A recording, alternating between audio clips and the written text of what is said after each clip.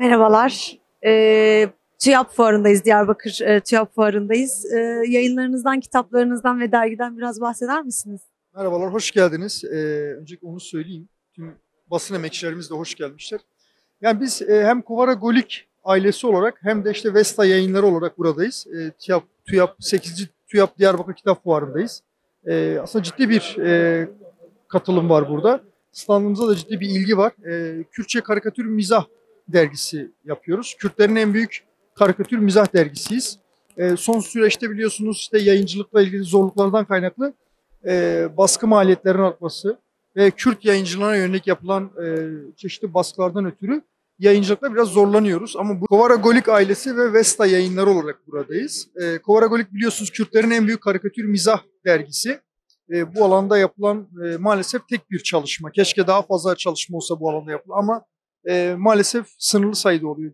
Hem yayıncılık sektörünün zorluğundan kaynaklı hem de Kürt yayıncılığının daha zorlu süreçlerden geçmiş olmasından kaynaklı böyle bir zorluk var.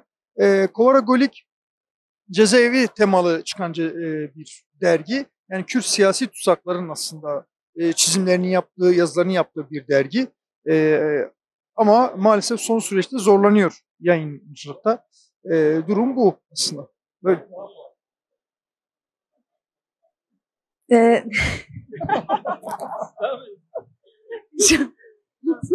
Derginin genel olarak son zamanlarda yayınlanmaması tamamen maliyetler midir yoksa siyasi tutsakların koşullarının? Aslında evet, birinci zorluğumuz şüphesiz ki yani Kürt siyasi tutsaklara uygulanan çeşitli baskılar. Bunlardan dolayı yayınlamakta zorlanıyoruz. İkinci zorluk da her yayıncının yaşadığı gibi, en çok da bizlerin yaşadığı gibi bir mali, ekonomik sorun. Ama birinci sorunu ele aldığımızda şöyle bir problem var. Yani Kürt siyasi tutsakların sürekli sevk adı altında sürgün edilmesi ve bizim onlara ulaşma alanımızın daralması. Normalde işte bize cezaevlerinden mektuplar geldiğinde, çizimler geldiğinde onlara tekrar bir dönüş yapmaya çalıştığımızda maalesef onlara ulaşmakta zorluk çekiyoruz. Çünkü Bolu cezaevi diye gönderiyoruz ama bir bakıyoruz ki kişi Antalya'dan çıkıyor. İşte Antalya diye gönderiyoruz. Bir bakıyoruz kişi işte atıyorum başka bir cezaevinde, başka bir sürgün alanında çıkıyor. O yüzden bu zorluklar var. Bunları aşmaya çalışıyoruz. Bu açıdan zorlanıyoruz yayınlamakta. Tabii derginin yayın maliyeti yani tüm yayıncılar için yüksek. Bizim için hayır, çok daha fazla bir şey. Aynı zamanda dağıtımda da zorluklar yaşıyoruz. Ya bu çeşit hem bu tarz etkinliklerle işte fuarlarla, kitap günleriyle, yayın günleriyle birlikte bir şekilde okurlarımızla, işte çizerlerimizle, yazarlarımızla buluşmaya çalışıyoruz. Sürecimiz bu. Biz de buradan yani sizlerin aracılığıyla hem Golik okurlarına hem Vesta yayınları takipçilerine standlarımıza davet ediyoruz. Fuar alanına davet ediyoruz. Dergimize, yayınımıza sahip çıkmaya çağrıda bulmuş olduk sizler vesilesiyle.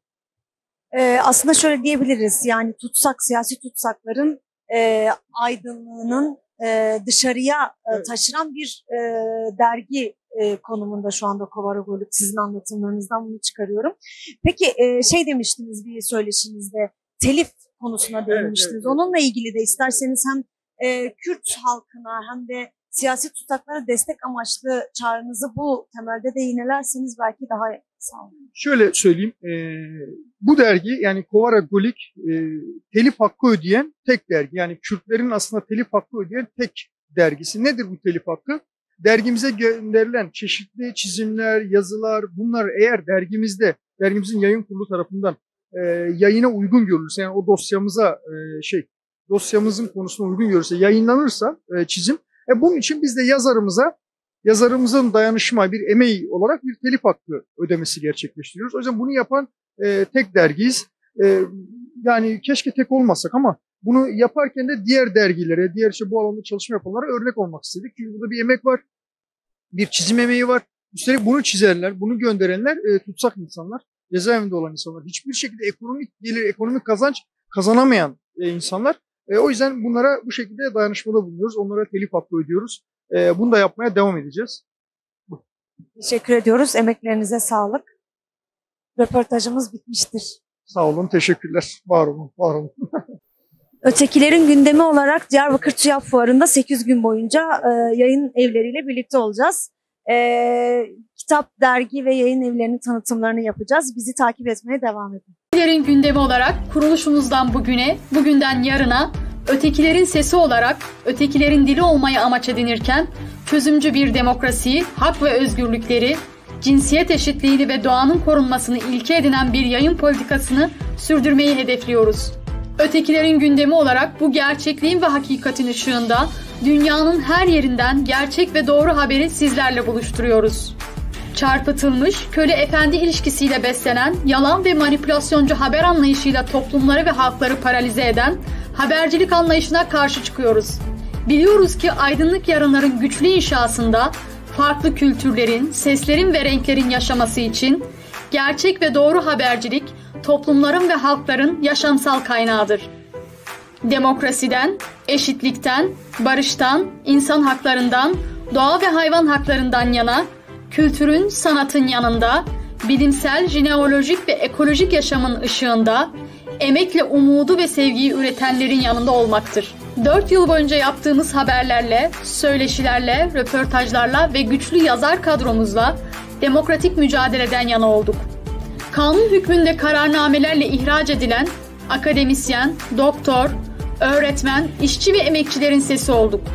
Bu sesi 2020 ve 2021 yılında yayınladığımız Türkiye'den KHK Manzaraları kitabıyla ölümsüzleştirdik. Kadınlardan ne istiyoruz, derdimiz ne? Mottosuyla hareket ederek 40 kadına yönelttiğimiz 4 felsefi soruyla kadınların gözünden toplumsal cinsiyet eşitliğinin savunucusu olduk. Bu savunu da Kadınların Yüzyılı adıyla ölümsüzleşerek kitap raflarındaki yerini aldı. Koronavirüsün düşündürdükleri çalışmamızla toplumsal gelişime katkı sağlarken, sanatçı ve yazarlarımızla 20 soruda çalışmamızla sanat ve edebiyat dünyasının kapılarını sizler için aralıyoruz. 5. yılımızda YouTube kanalımızda yaptığımız canlı yayınlarımıza kaldığımız yerden devam ediyor, gücümüzü sizlerin güveninden ve desteğinden alıyoruz. Sosyal medya hesaplarımızı takip etmenizi ve çevrenize önermenizi, YouTube kanalımıza abone olmanızı ve katıl butonuna tıklayarak desteklerinizi bekliyoruz.